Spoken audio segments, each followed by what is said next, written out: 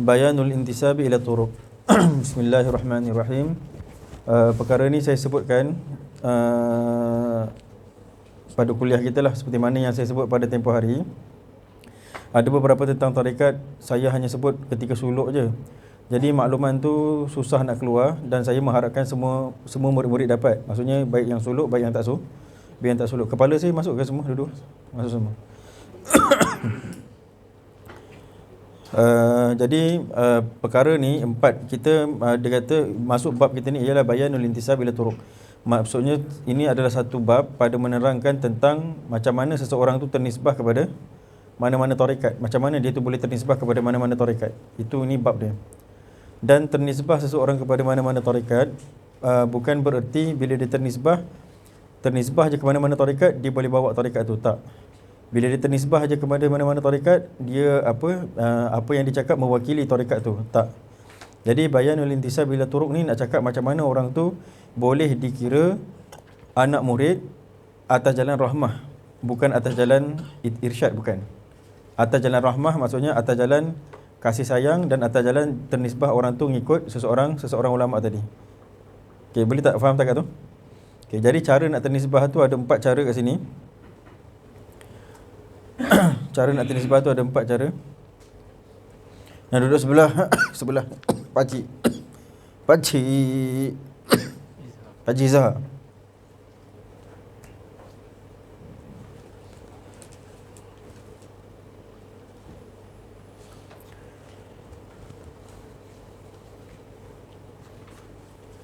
Dah ni dulu ni.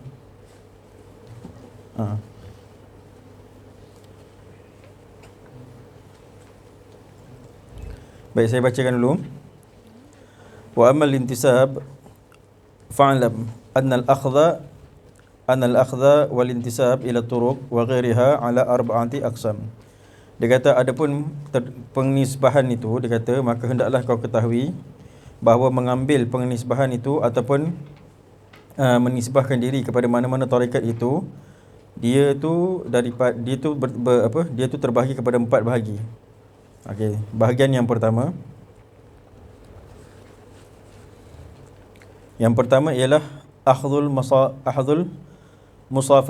musafahah, mengambil jabat tangan, wa talqin, dan juga mengambil talqin. Ni semua nombor 1 ya. Mengambil jabat tangan dan mengambil talqin lizikir, mengambil talqin zikir,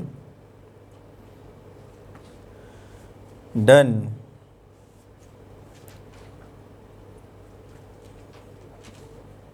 memakai khirqah.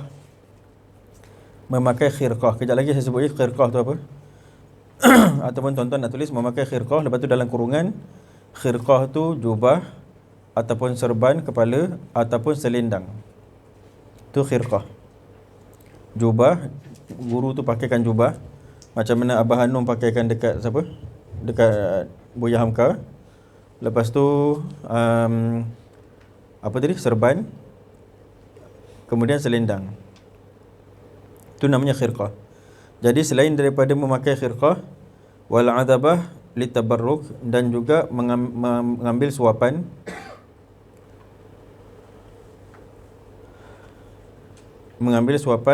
semua ni tadi ni, tiga-tiga ni semua ni litabarruk au linnisbah. Maksudnya semua ni daripada mengambil jabat tangan, daripada mengambil zikir, daripada memakai khirqah tadi tu, semua ni boleh terjadi daripada 2 wajah, iaitu sama ada wajah tabarruk, mengambil berkat, ataupun wajah nisbah. Wajah nisbah maksudnya mengambil nisbah, aku adalah tarekat sekian, sebab aku pernah mengambil musafahah ataupun mengambil khirqah daripada guru tarekat dia sekian. Macam itulah. Ada guru, katalah guru tu tarekat Naqsyabandi, kita pun mengambil nisbah serban dia. Jadi kita boleh nisbah anak murid Naqsyabandi sebab kita pernah mengambil. Tapi nisbah anak murid je, bukan nisbah irsyad. Nisbah anak murid je. Ataupun kita kata saya pernah dapat suapan daripada orang ni, jadi kita nisbah tarekat kita kepada tarekat dia. Itu boleh. Okey, yang kedua, jadi yang nombor 1 tadi tu boleh jadi untuk nisbah, boleh jadi untuk tabarruk saja. Tabarruk ni maksudnya ambil berkat je, bukan murid. Ambil berkat je. Kalau nisbah memang kita nisbah di bawah tarekat dia. Yang kedua, akhdhu riwayat, mengambil riwayat, wa huwa qiraatul kutubihim, mengambil riwayat tu maksudnya mengambil kebenaran untuk membaca apa? Kitab-kitab mereka itu. Silakan tuan siapa kat luar tu? Ustaz Hasan ke? Tahu tak apa? Biarlah. Tak ada ke mana tak pergi tadi. Dah patah baliklah. Qiraatu kutubihim maksudnya membaca kitab-kitab mereka itu. Membaca kitab-kitab mereka itu, ini akhdhu riwayat membaca kitab-kitab mereka itu min ghairi halil ma'aniha, dengan ketiadaan menghuraikan makna-maknanya,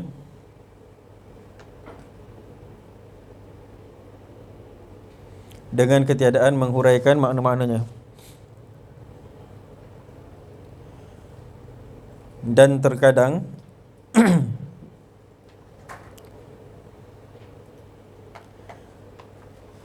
ia juga termasuk daripada dua wajah, maksudnya iaitu tabarruk sahaja ataupun nisbah sahaja.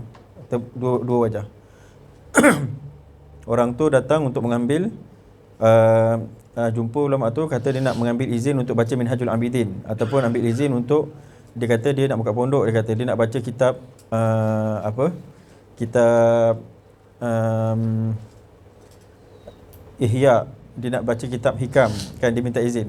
Jadi minta izin tu, minta izin apa? Minta izin tabarrukan saja ke ataupun nisbah. Tetapi bahagian yang kedua ni, ingat bahagian yang kedua dia minta izin akhzur riwayat. Akhzur riwayat ni mengambil izin untuk membaca, tetapi min ghairi hali ma'aniha, dengan ketiadaan menghurai makna-makna dia. Jadi makna-makna dalam kitab tu biasanya dia tak dapat izin untuk huraikan. Sebab biasanya yang boleh dapat izin untuk huraikan ni ialah murid betul.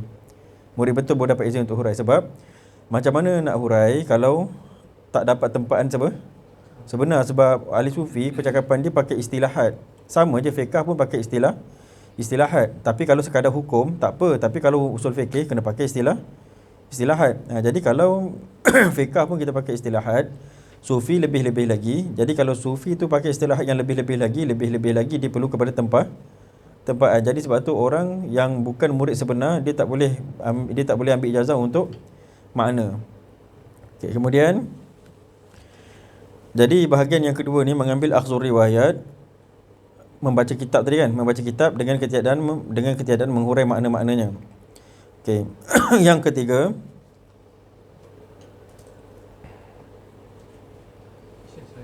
tabaruk dan apa? Yang dua wajah. Intisab ni nisbah. Tabaruk dan nisbah.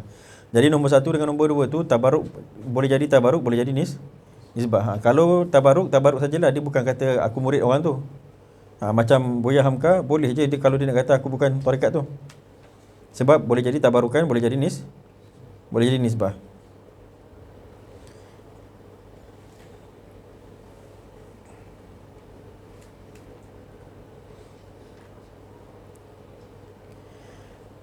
Siap? Okey, yang ketiga akhzud dirayat,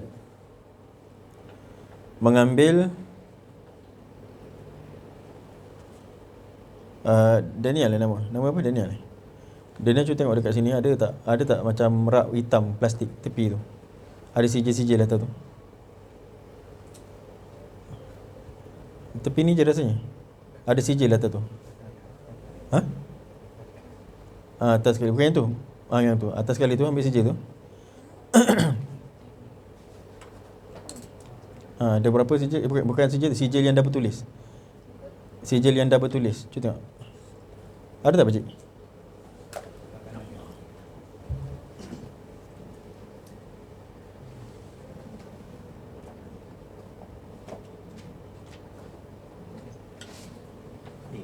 Yang ni. Okey dah. Saya pun tak ingat ni sijil yang dah repair ke belum? Ni Luqman punya ni. Orang lain semua dah ambil dah. Luqman seorang belum ambil. Tapi saya tengoklah yang ni yang dah repair ke belum. Tapi dekat sini dekat sijil yang saya bagi pada tuan-tuan ni ijazatun khassah. Dekat sini kalau tuan-tuan perasan saya baca dekat sebab saya nak tunjuk dekat sini ni. Wastalisuha, saya ambil yang ketiga dulu. Wastalisuha yang ketiga kan. Akhzud dirayat, mengambil dirayah. Tadi riwayat kan? Riwayat dan dirayat. Satu riwayat, satu dirayat. Kalau riwayat, kalau hadis tuan-tuan, hadis kita ada belajar riwayat dengan dirayat. Kalau hadis, riwayat ialah hadis yang kita baca macam kitab 40 hadis akhir zaman tu. Riwayat je kita baca. Riwayat itu, riwayat ini kita baca macam tu. Ataupun 40 hadis Nawawiyah, Imam Nawawi punya baca kan? Kita baca je macam tu. Kalau dirayat, kita masuk pada usul hadis. Maksudnya kita masuk pada hadis apa? Hadis sahih apa? Hadis hasan apa?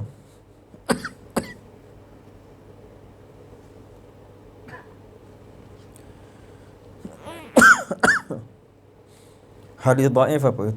Itu dirayat.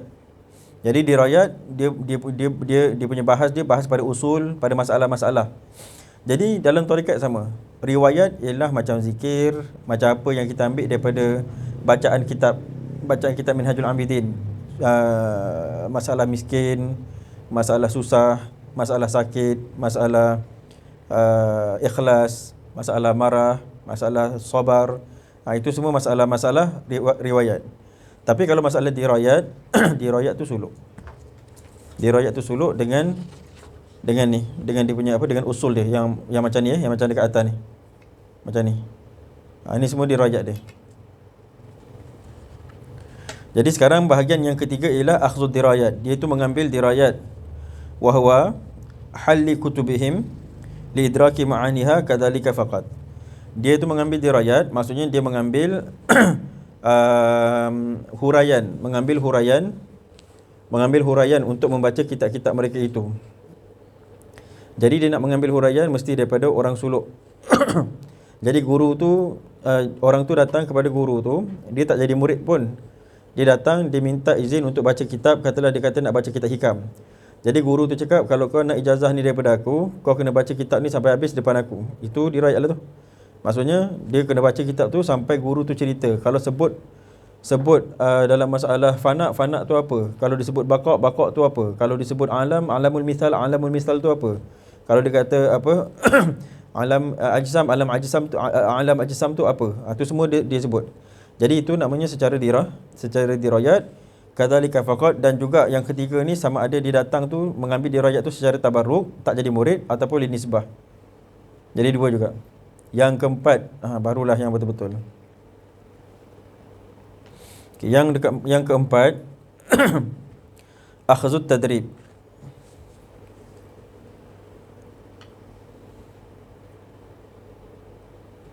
Yang keempat akhzut tadrib, dia mengambil suntikan.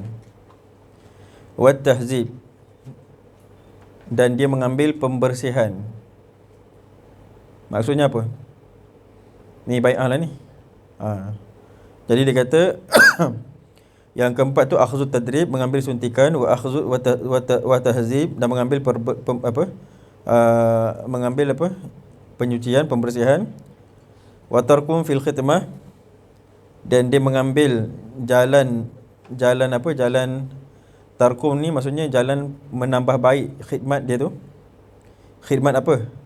Khidmat pada agama. Khidmat pada agama ni bukan macam apa kita belajar agama untuk tolong agama, bukan. Maksudnya khidmat pada agama ni khidmat untuk menjadi orang yang suci dalam agama. Maksudnya bersihkan diri daripada keakuan diri sendiri, ikhlas kepada Allah Taala, tu maksudnya khidmat. Wa tarkum fil khidmah bil mujahadah. Cara dia ialah dengan mujahadah.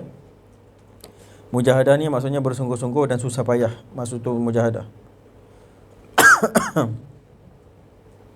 Jadi tak ada siapa yang boleh sampai kepada Allah dengan goyang kaki, tidur nyenyak, goyang kaki, kemudian sampai, tak ada. Jadi mesti sampai dengan susah payah. Bil mujahadah lil musyahadah, untuk mendapat musyahadah. Jadi dia mendapatkan tu, cara dia ialah apa? Dia mengambil akhzut tadrib tadi ni, mengambil daripada guru dia tu tadi, dengan cara mujahadah untuk mendapat musyahadah. Wal fana, dan supaya mendapatkan akan fana fi tauhid. Dia dapat fana dalam mentauhidkan Allah Ta'ala. wal baqa, dan juga mendapatkan akan baqa.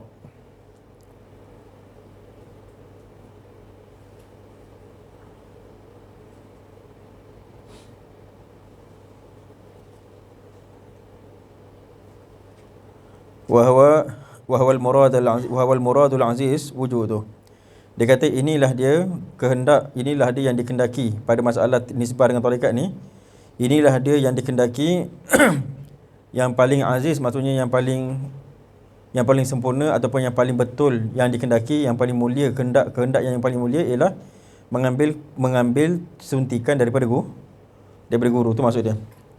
Kemudian dia kata wa ala hadzal muawwal, dan daripada dan sabit di atas ini hajat aktsar turuq. Inilah maksudnya al-muawwal, maksud kat situ maksudnya yang dihajati, yang diperlukan, maksudnya yang ditumpukan. Dan inilah yang ditumpukan oleh kebanyakan tarekat, khususan Naqsyabandiyah dan Syadzuliyah. Apa yang tertinggal tadi? Tuan-tuan tertinggal kat mana? Kat mana, Man? Yang keempat ialah mengambil suntikan dan penyucian dan penambahbaikan di dalam khidmat pada agama dengan mujahadah dapat, untuk musyahadah dapat, dan fana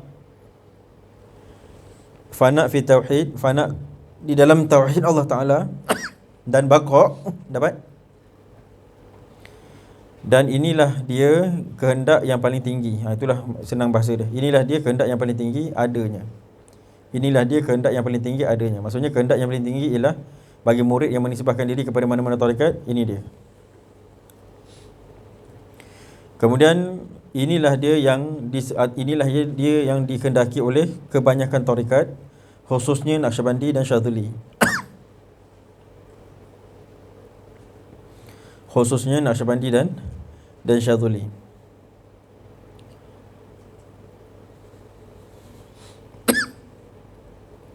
Baik, sampai sini kita berhenti dulu. Saya nak sebutkan kepada tuan-tuan empat jenis nisbah ni. Empat-empat ni nisbah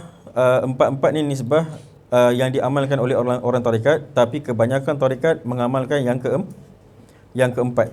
Sebab apa mengamalkan yang keempat? Sebab itu yang sebenar-benar murid. Sebab tu kalau datang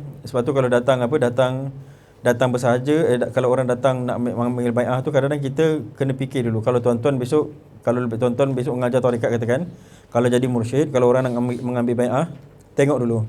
Saya sebenarnya saya tersepit daripada dua perkataan guru saya, Ayah Wahab. Kalau orang nak ambil bai'ah, dia tengok orang tu, kalau dia tak suka, dia suruh balik terus je. Ayah Wahab direct je. Dia cakap kalau nak berjudi dulu, kalau nak menikam dulu, kalau nak tengok wayang telanjang dulu, payahlah tengok dulu, dia kata. Dah selesai besok baru datang kemari. Maksudnya kalau dah betul-betul taubat baru datang sini. Tapi Syekh Omar pula cakap dekat saya, Syekh Omar cakap, Azizul, kalau ada orang datang kalau orang nak bai'ahkan, dia kata. Kembangkan, dia kata macam tu. Jadi saya kadang-kadang ambil pertengahan daripada dua jalan tu. Jadi mana-mana yang saya tengok, walaupun kadang-kadang saya tengok tak putus, kadang-kadang saya ambil dulu, kemudian saya putuskan dalam ketika dia jadi murid. Ketika dia jadi murid tu saya repair. Kalau dia boleh repair, alhamdulillah. Kalau tak boleh, saya serahlah.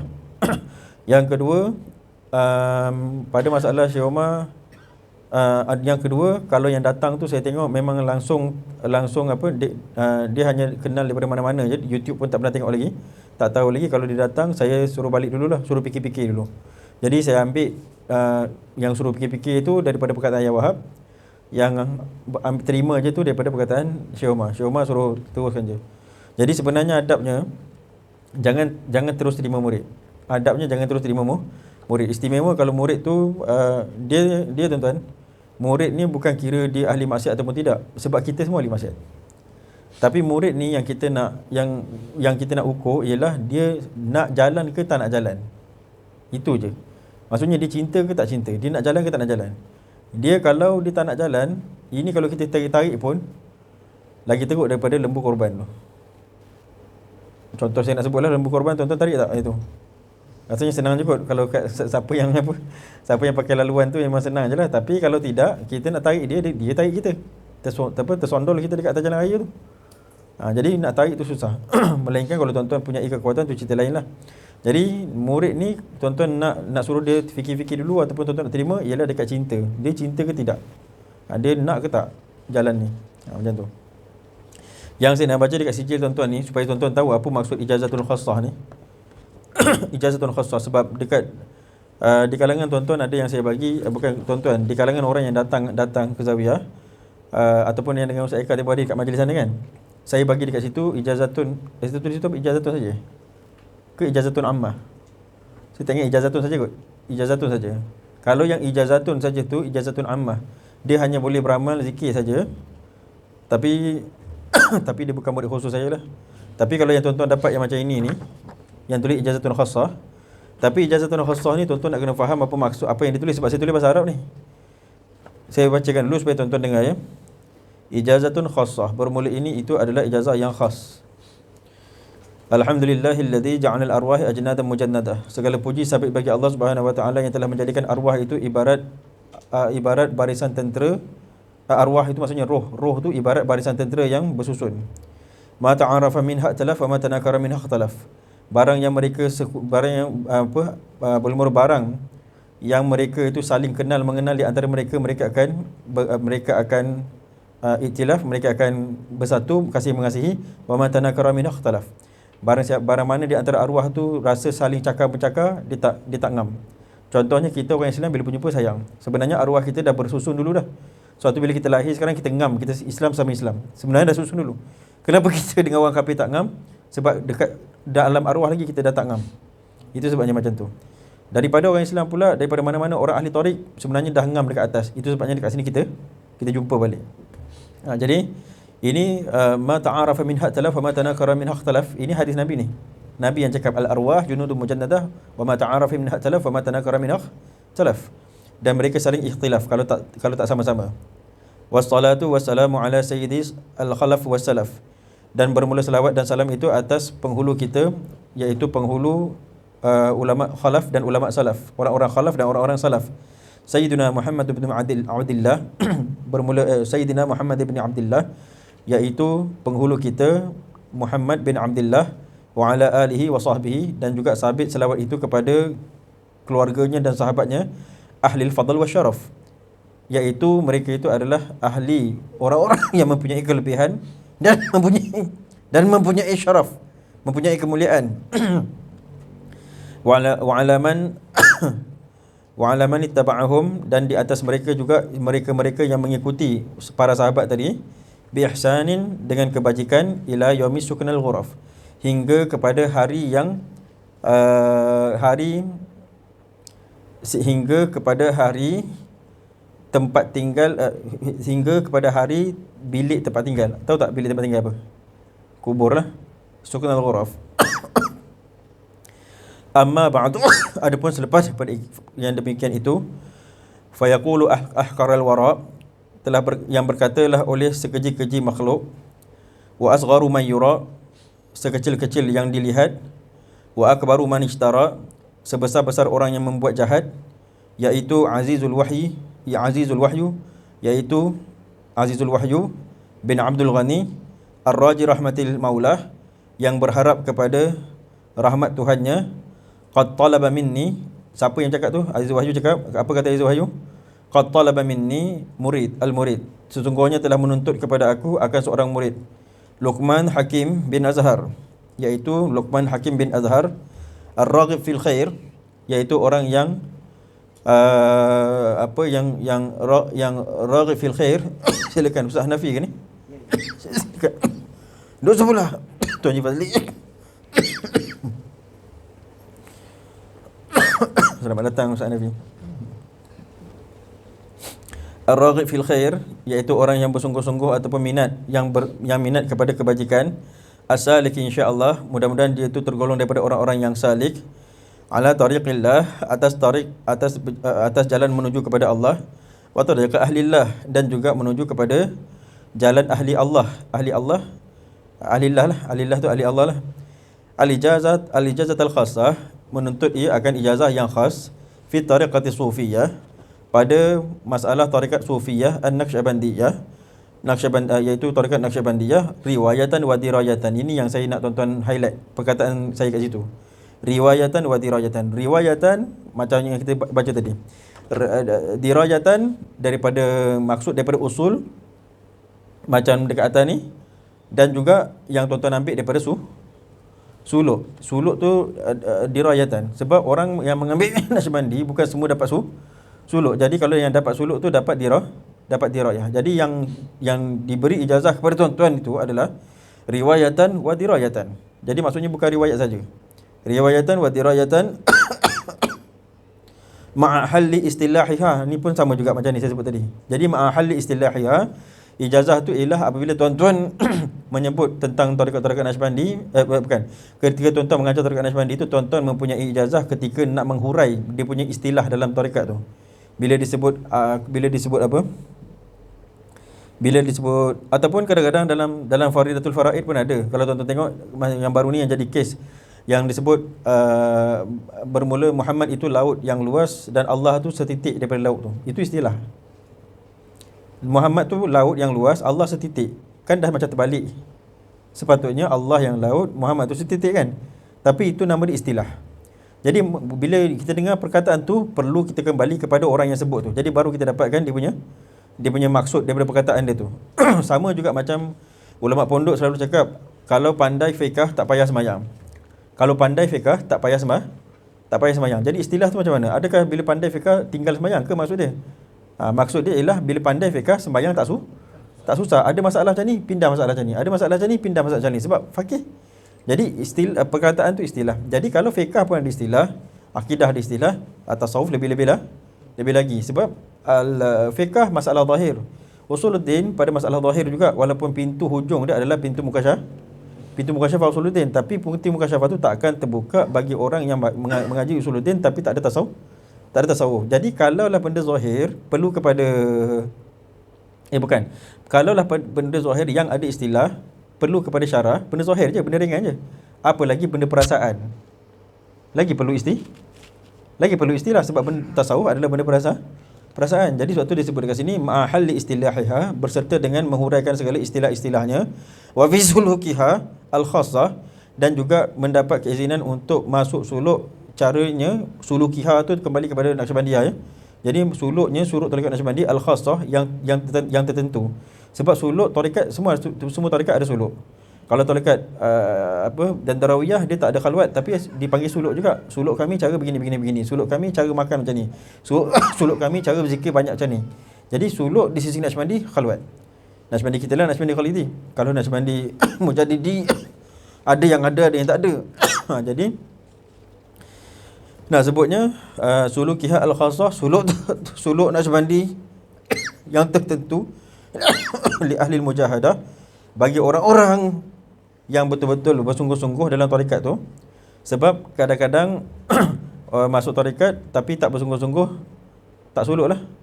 Tapi kadang-kadang masuk tarikat nak suluk tapi tak dapat peluang. Mungkin mursyidnya sakit ke apa ke, tak dapat. Ataupun mungkin kita anak-anak ramai lagi ke, ataupun kita isteri, suami ada tanggungjawab dengan suami, jadi memang kita tak dapat suluk. Yang itu jangan dikejar-kejarkan. Syekh Alauddin Syekh Alauddin Al-Atari itu penantu Syekh Bahaudin. Dia pun nak bai'ah lambat. Syekh Bahaudin kata tunggu tak sampai bila-bila nak tunggu, tapi dapat jugalah. Tapi nak cakapnya satu kita ni bila nak tu tunggulah takdirullah. Yang penting kita dah usaha. Syekh dah jumpa, kita nak bai'ah kan. Nak jumpa Syekh Bahaudin nak bai'ah, tapi dah Syekh kata tunggulah. Jadi sama juga macam kita. Kita mungkin nak suluk, cakap Syekh kami nak suluk, saya dah sedia harta untuk bayar sewa apa semua kan, bayar apa anak-anak semua, makanan anak-anak semua dah cukup. Kalau Syekh kata okey masuklah, kalau tidak kena tunggulah. Sebab kita bukan diatur oleh Syekh, kita diatur oleh Allah. Sabarlah tunggu takdir Allah tu.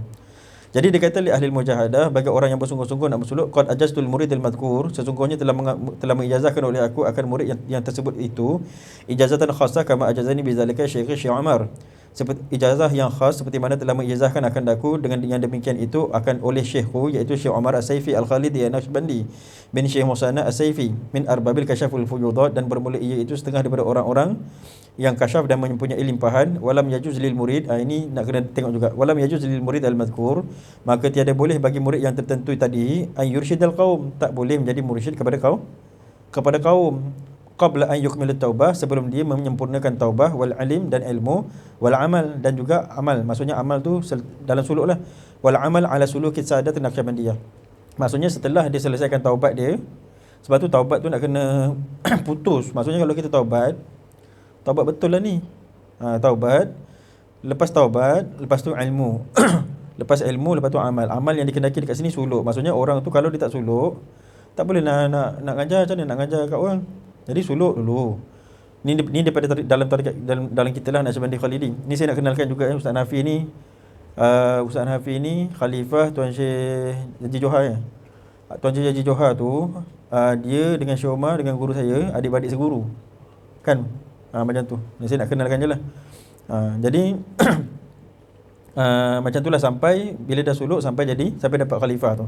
Bila dah dapat khalifah, barulah khalifah kalau di peringkat kalau dalam perjalanan kita lah, kalau Naqsyabandi Khalidi kalau pakai mata pelajaran Tuan Syekh Yahya sama macam kami, sampai Tuan Syekh Yahya sampai 36 mata pelajaran tu, khalifah ada 3 peringkat. Maksudnya khalifah peringkat pertama, kedua, ketiga. Kalau dapat khalifah peringkat 3 baru boleh bai'ah orang. Kalau yang pertama, kedua tu boleh pimpin suluk, boleh tawajuh. Maksudnya kalau mursyid pimpin suluk, lepas tu mursyid tak datang lah kan. Macam cerita Sunan Kalijaga, Sunan Bonang tu. Macam itulah. Mursyid datang sekali je. Dia bagi bai'ah waktu dia bagi ijazah waktu tu. Lepas tu dia pun pergi. Dia pergi tuan-tuan beramal seorang-seorang sampai beberapa hari dia tidak datang balik, dia bagi mata pelajaran lagi. Lepas tu dia pergi. Tuan-tuan duduklah seorang-seorang macam tu. Macam tu. Yang ini kalau mengikut apa yang Syekh Umar pernah cerita dengan saya, Tuan Syekh Yahya buat macam tu. Tuan Syekh Yahya kebanyakan masa dia ada, tapi ada kadang-kadang dia keluar tak datang, mungkin dalam 2 kali sembahyang, 3 kali sembahyang tak datang.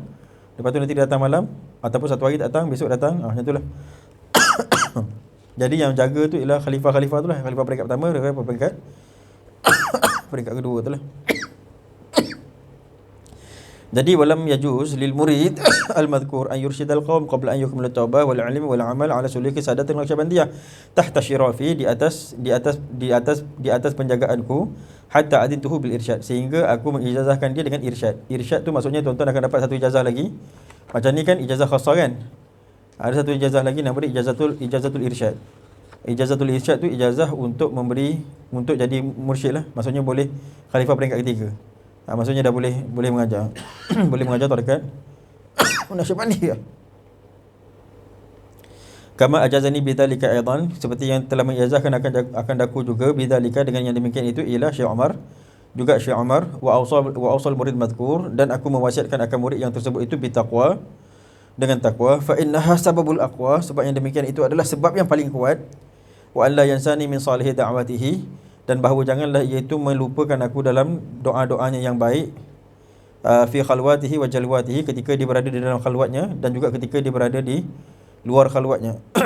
Asallallahu an yarzuqani wa iyyah, dan aku mohon kepada Allah supaya Allah merezekikan kepada aku dan kepada murid tersebut al-ikhlas, dan iaitu mengurniakan akan ikhlas. Fa innahu sababul fauz, sebab itu adalah sebab menang.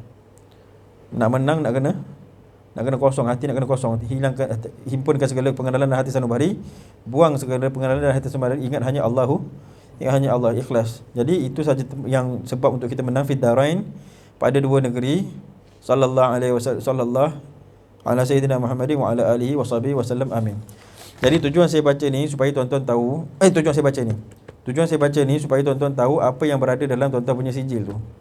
Jadi jangan tengok sijil tu dapat main itu je yang tuan-tuan tahu. Jadi dalam sijil tu ada sebut ada beberapa wasiat.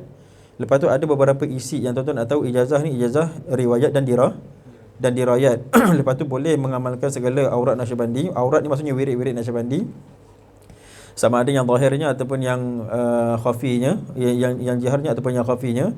Kemudian tawajuh tu boleh buat seorang diri, tapi tak boleh memimpin orang.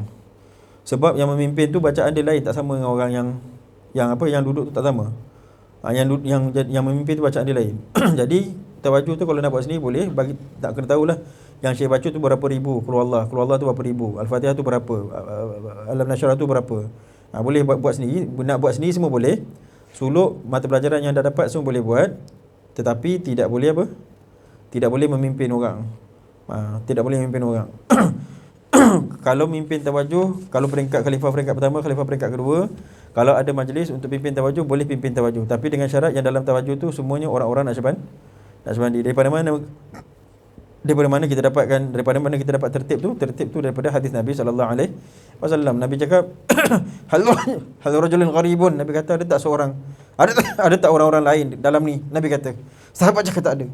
Nabi kata aghlaqil bab. Nabi kata tutup pintu. Nabi kata lepas tutup pintu, Nabi pun sebut la ilaha illallah. Lepas tu Nabi suruh semua sebut la ilaha illallah 3 kali. Lepas tu Nabi kata, adakah aku telah menyampaikan? Nabi cakap dengan Allah lah sebenarnya. Adakah aku telah menyampaikan? Jadi itu hadis nak menunjukkan bahawa ada majlis-majlis zikir yang memang kena orang-orang dia je. Sebab isyarat daripada situlah. Cuma dalam masa yang sama, kalau Tuan Syekh Ma'ruf Syomah cerita, Tuan Syekh Ma'ruf dia tasahul pada masalah ni. Dia mempermudahkan untuk nak bagi orang luar kenal Naqsyabandi. Jadi kadang-kadang orang luar pun datang tawajuh. Datang tawajuh macam itulah, tengok je lah apa yang buat macam tu. Jadi bergantunglah kepada ikhtiar masing-masing. Jadi saya ingat hari ni kita berhenti takat ni dulu. Sebab saya nak bagi masa tuan-tuan sembang-sembang, makan semua. Lepas tu kau ada yang nak apa? Kemudian saya nak sebut juga ada satu yang berbangkit.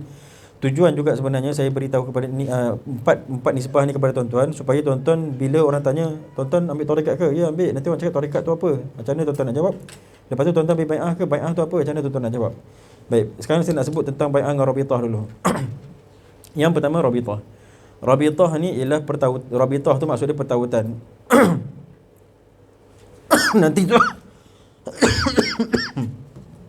Nanti dekat buku Haji Fuad Ali ni, Haji Fuad Said Said. Haji Fuad Said tu cucu Tuan Syekh Abdul Wahab Abu Salam. Dalam buku tu ada juga sebut pasal rabithah ni. Cuma dalam buku tu nanti perlu saring sikit. Ada beberapa yang perlu saring sebab saya takut tuan-tuan pakai dalil tu, lepas tu nanti tuan-tuan cari tak jumpa. Nanti Wahabi jadikan poin bola tanggung untuk tuan-tuan kena pangkah nanti. Okey. Yang pertama masalah rabithah. Rabithah tu ialah pertautan. Baik, sekarang ni kenapa dalam kafet 10 ni tadi saya sebut kat mana? Kat sana Saya dah sebut tadi rabithah. Tak ada, saya sebut kat mana?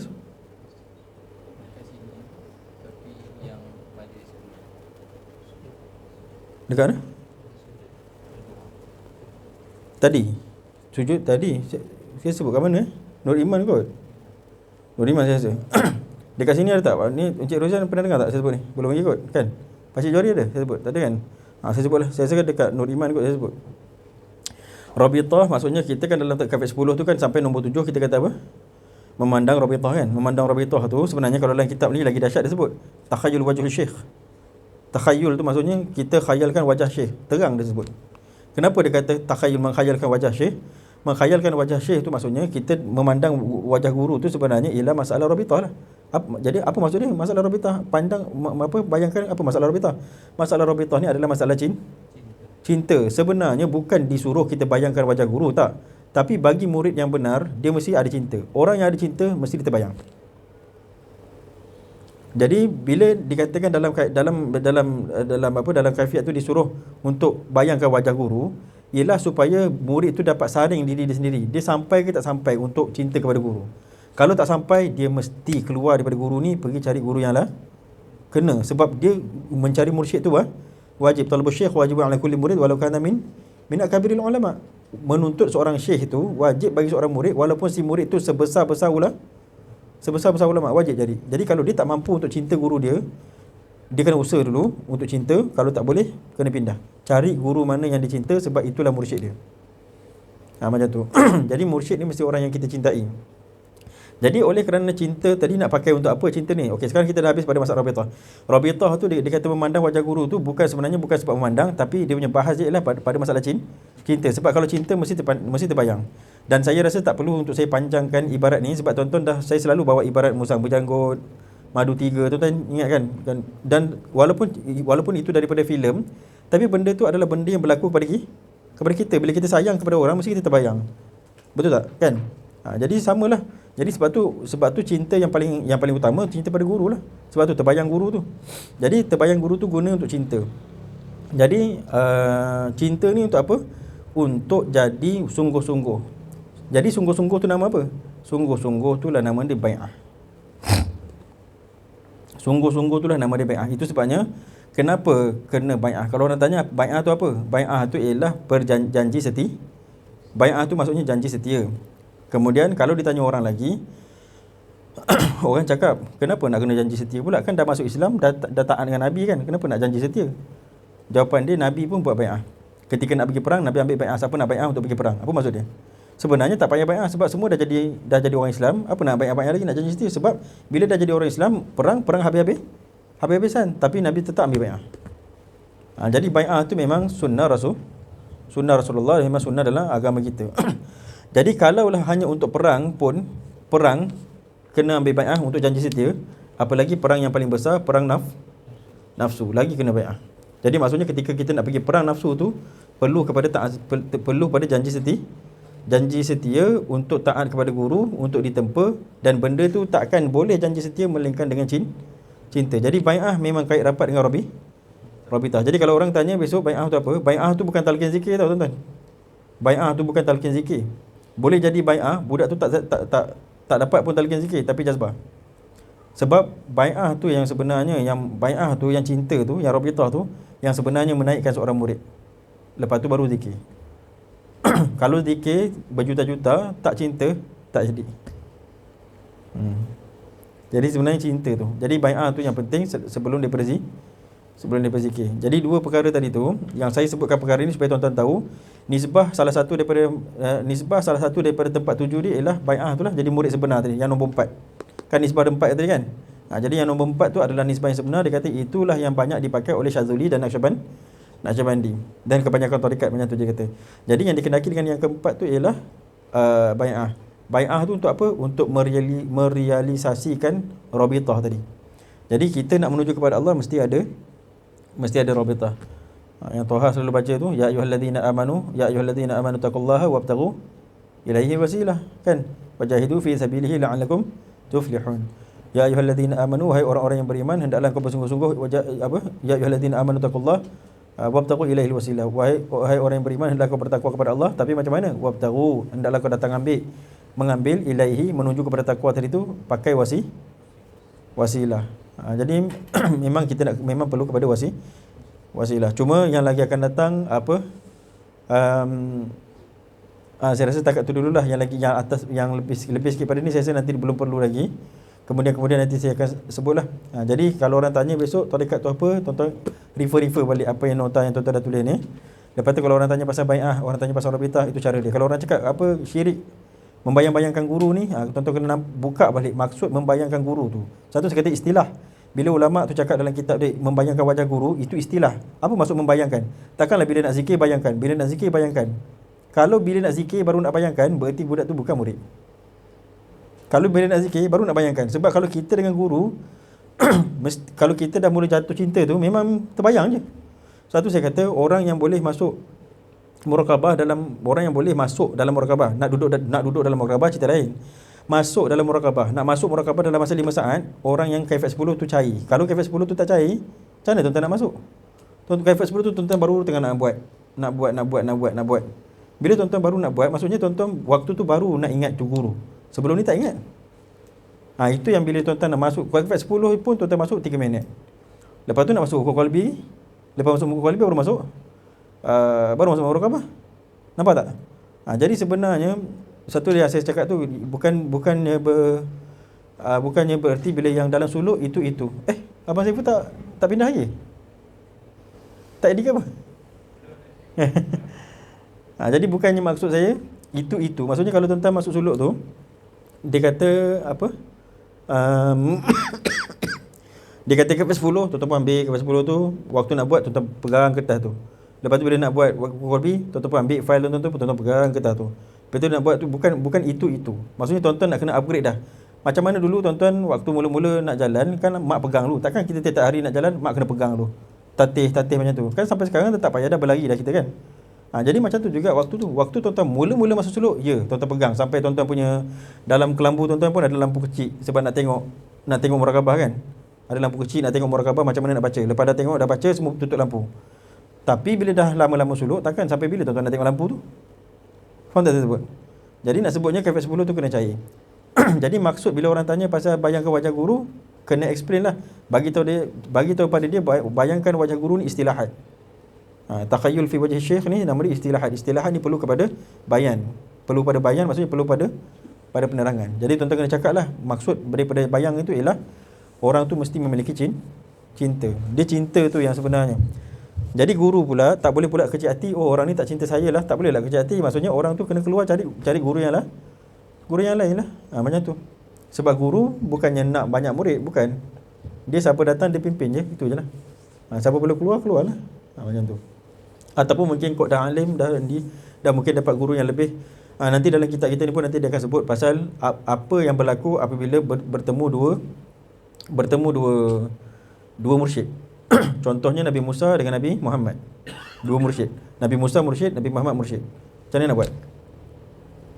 Nanti dalam tu sebut. Sampai Nabi cakap apa? Lau kana Musa hayyan ma wasi'ahu illa tiba'i. Lau kana Musa hayyan ma wasi'ahu illa tiba'i. Jadi kalaulah Nabi Musa tu masih hidup, dia tidak ada lurang untuk dia melainkan dia kena jadi aku punya murid. Maksudnya yang disyarahkan di ulama sekarang ni, katalah sekarang saya ngajar di Puncak Alam, katalah saya ngajar Puncak Alam, kemudian ada saya ada jamaah. Kemudian ada orang lagi mursyid juga, orang Naqsybandi juga ataupun orang tarekat juga mursyid juga, dan dia mempunyai kelebihan lebih lagi daripada saya. Kalau murid-murid saya pindah ke sana, saya tak boleh kecil hati. Sebab tujuan jadi guru ialah bawa kaum. Kalau ada macam Nabi Musa tadi, kalau ada Nabi Muhammad, semua ikut Nabi Muhammad. Itu maksudnya ma wasi'ahu illa tiba'i. Maksudnya Nabi Musa dia tetap kaum dia, tapi semua ikut Nabi Muhammad. Jadi saya tak boleh kecil hati. Jadi yang ini saya nak bagi tahulah pada siapa-siapa kot besok nanti tuan-tuan jadi khalifah. Tuan-tuan jangan makan sama khalifah.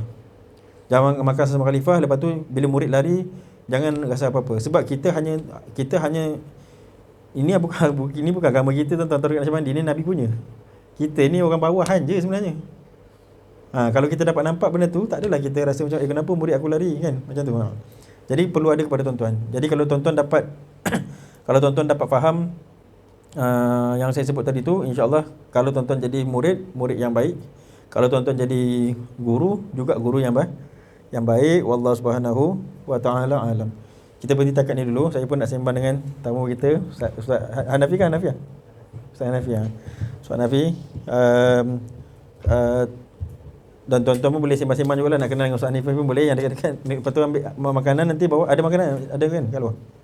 Nanti makanan bawa ke dalam ni ya. Wallahu subhanahu wa ta'ala alam. Saya pun nak ucap terima kasih juga Pak Cik sudi datang. Terima kasih kehadiran orang tua, mudah-mudahan diberkati. Macam tu. Bismillahirrahmanirrahim. Fafahamna Sulaimana wa kullan atayna hukma wa ilma wa sakharna ma'a Daud al-jibala sabbahna wa tayra kunna fa'ilin.